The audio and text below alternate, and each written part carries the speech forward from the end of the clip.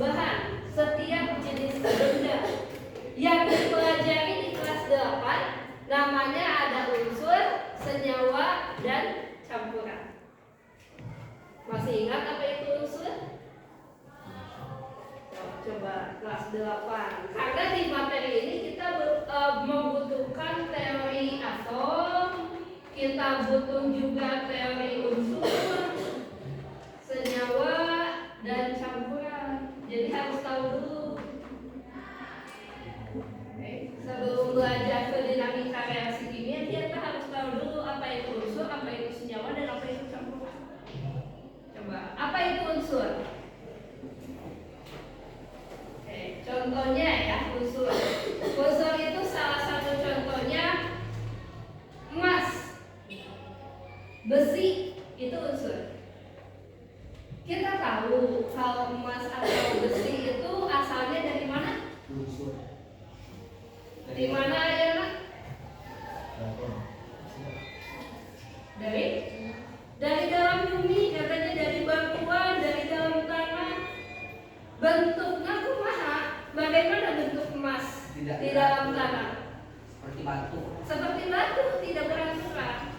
Tapi begitu dia diambil, bentuknya bisa bermacam-macam. Ada yang jadi cincin, ada yang jadi gelang, ada juga yang jadi logam mulia, emas batangan. Padahal namanya tetap emas. Bentuknya juga walaupun beda-beda, tapi sifatnya sama. Dalam bentuk batuan sifatnya padat. Ketika diproduksi jadi cincin tetap jadi padat. Gitu. Itu unsur. Ya, itu unsur. Bagian terkecil dari suatu zat yang tidak bisa diuraikan lagi. Itu namanya unsur. Senyawa gabungan dari unsur. Bergabung dengan unsur lainnya maka bisa menjadi senyawa. Contohnya adalah gula. Gula itu berasal dari apa? Air. Air apa? Air tebu. Dari tebu. Gula itu berasal dari tebu. Tapi tidak tebu dikeringkan jadi gula kan? Harus melewati prosesnya dulu. Nah, kalau di dalam reaksi kimia, gula itu disebut dengan C6H12O6. Gula berasal dari 6 unsur karbon bergabung dengan 12 unsur hidrogen dan 6 unsur oksigen. Ketika bergabung barulah menjadi air. Air itu senyawa, berasal dari 2 atom hidrogen ditambah 1 atom oksigen. Dibacanya jadi air, H2O. Ya. Gabungan dari unsur bisa 2, bisa banyak, bisa 3, itu disebut dengan senyawa. Campuran gabungan dari senyawa. Contoh, kamu bikin yang namanya teh manis, es teh manis, atau nggak usah pakai es deh, teh manis aja. Bagaimana cara membuat teh manis? Gula.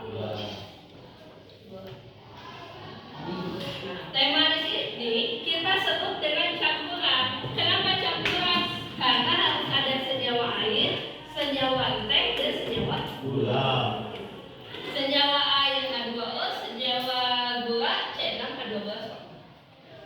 Gitu. Karena gabungan dari senyawa, maka teh manis kita sebut dengan campur. Begitu. Nah, selanjutnya materi dinamika reaksi kimia juga memerlukan pemahaman tentang perubahan fisika dan perubahan kimia. Kalau nggak salah ini ada di kelas 7 juga. Ada di kelas 7 ketika kita belajar tentang zat. Padat bisa menjadi cair?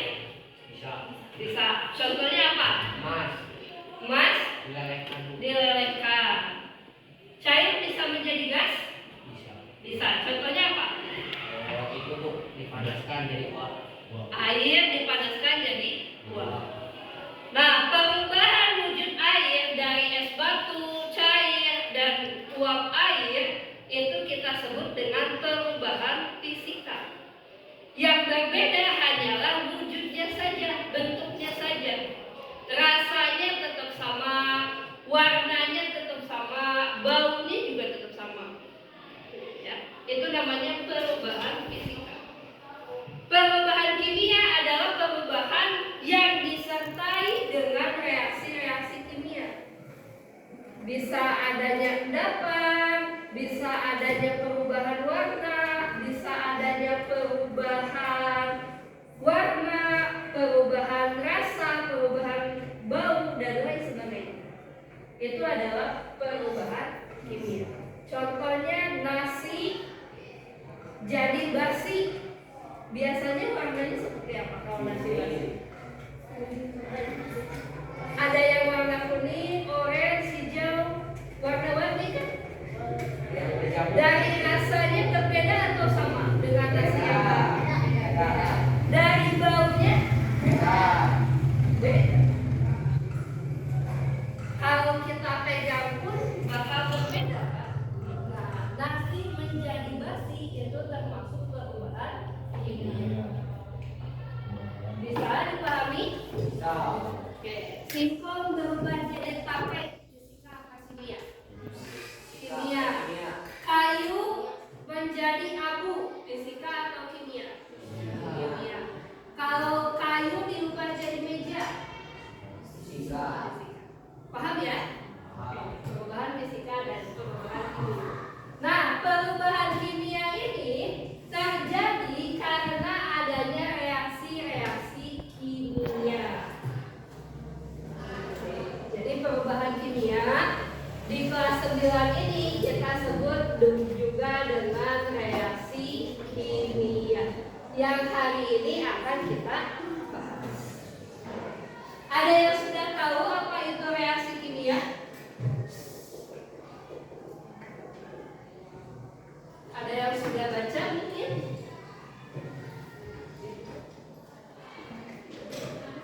Coba. Apa itu reaksi kimia?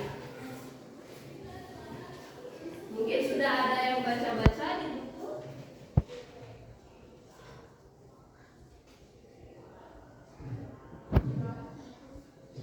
Apa? Ada nggak? Naon kita lihat? Ada nggak? Iya.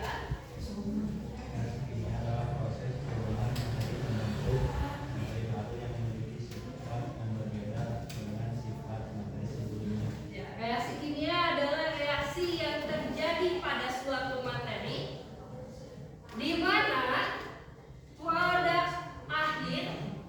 hasil akhirnya berbeda sifat dengan yang awal. Itu namanya reaksi kimia. Ya. Jadi reaksi kimia itu memerlukan